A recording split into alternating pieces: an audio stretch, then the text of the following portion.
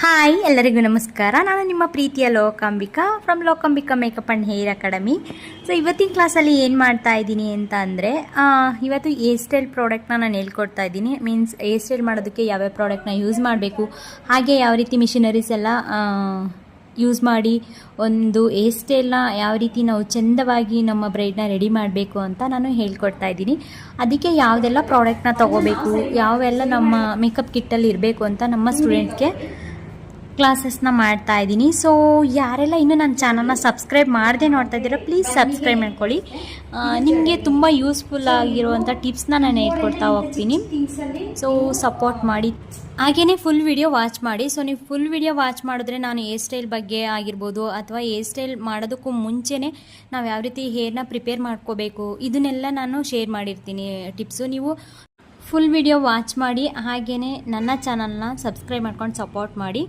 ಹಾಗೆ ಪಕ್ಕದಲ್ಲಿರೋ ಬೆಲ್ ಬಟನ್ನ ಕ್ಲಿಕ್ ಮಾಡಿ ನಿಮಗೆ ಫ್ರೆಂಡ್ಸ್ ಆ್ಯಂಡ್ ಫ್ಯಾಮಿಲಿಗೆ ಶೇರ್ ಮಾಡ್ಬೋದು. Thank you. ಇದ್ದರೆ ನೀವು ಅದನ್ನೇ ತೊಗೊಬೋದು, ಏನೂ ಪ್ರಾಬ್ಲಮ್ ಆಗಲ್ಲ. ಕಡಿಮೆ 5 ಕ್ಲಿಪ್ಸ್ ಇರೋದಿರುತ್ತೆ. ಸೊ 5 ಕ್ಲಿಪ್ಸ್ ಇರೋದು ನೀವು ತೊಗೊಂಡ್ರೆ ನಿಮ್ಗೆ ತುಂಬ ದೊಡ್ಡದಾಗುತ್ತೆ.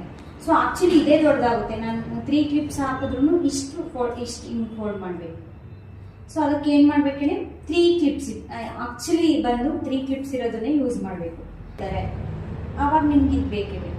ಸೊ ಇದೊಂದು ಕ್ಲಿಪ್ಸ್ನ ಇಟ್ಕೊಳ್ಳಿ ಕಿಟ್ಟಲ್ಲಿ. ನೆಕ್ಸ್ಟ್ ಬ್ರೋಚಸ್ಸು ಅಷ್ಟೇ, ಒಂದು 2 ಬ್ರೋಚಸ್ನ ಇಟ್ಕೊಂಡಿರಿ ಕಿಟ್ಟಲ್ಲಿ.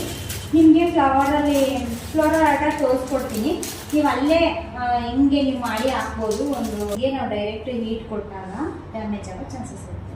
ಅದಕ್ಕೆ ಹೀಟ್ ಪ್ರೊಟೆಕ್ಟರ್ ತೊಗೋಬೇಕು. ಸೊ ನೋಟ್ಸ್ ಮಾಡ್ಕೊಳ್ಳಿ. ಇಲ್ಲಾಂದರೆ ಎಂಗೇಜ್ಮೆಂಟಿಗೆ ಮತ್ತು ಬೇಬಿ ಶವರ್ ಫಂಕ್ಷನ್ಗೆಲ್ಲ ಹಾಕ್ಸ್ಕೊತಾರೆ.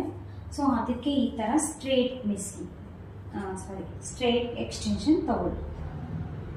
ಆಲ್ರೆಡಿ ಕ್ರಿಂಪ್ ಆಗಿದೆ. ನೀವು ಕ್ರಿಂಪ್ ಮಾಡಿ ಸ್ಟೈಲ್ ಮಾಡಿದಾಗ ಇಲ್ಲೆಲ್ಲ ಸ್ಕ್ಯಾಲ್ಪ್ ಏನಾದರೂ ಕಾಣಿಸ್ತಾ ಇದ್ದರೆ ಅದನ್ನು ನೀಟಾಗಿ ಕವರ್ ಮಾಡ್ಬೋದು. So black ತೊಗೋಬಾರ್ದು.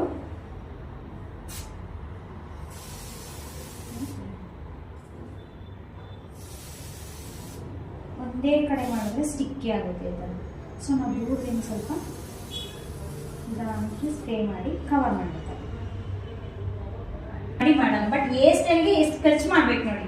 ನಾವು ಒಂದು ಹೇರ್ ಸ್ಟೈಲ್ ಮಾಡ್ತೀವಿ ಅಂದರೆ ಇಷ್ಟೆಲ್ಲ ಮಾಡಿದ್ರೆ ಮಾತ್ರ ನೀಟ್ ಫಿನಿಶಿಂಗ್ ಬರೋದು ಆ್ಯಂಡ್ ಲಾಂಗ್ ಲಾಸ್ಟಿಂಗ್ ಇರೋದು. ಈಗ ನಾನು ಸುಮ್ಮನೆ ನನ್ನ ಹೇರ್ಸ್ಗೆ ಏನೂ ಹಾಕಲ್ಲ, ಸುಮ್ಮನೆ ಒಂದು ಏನಾದರೂ ಮೆಸ್ಸಿನೋ ಅಥವಾ ಕರ್ಲ್ ಮಾಡೋದು ಏನಾದರೂ ಒಂದು ಮಾಡಿ ಸುಮ್ಮನೆ ಎಲ್ಲ ಜಡೆ ಹಾಕಿ ಕಲ್ಲೆ ಆಗಿತ್ತು.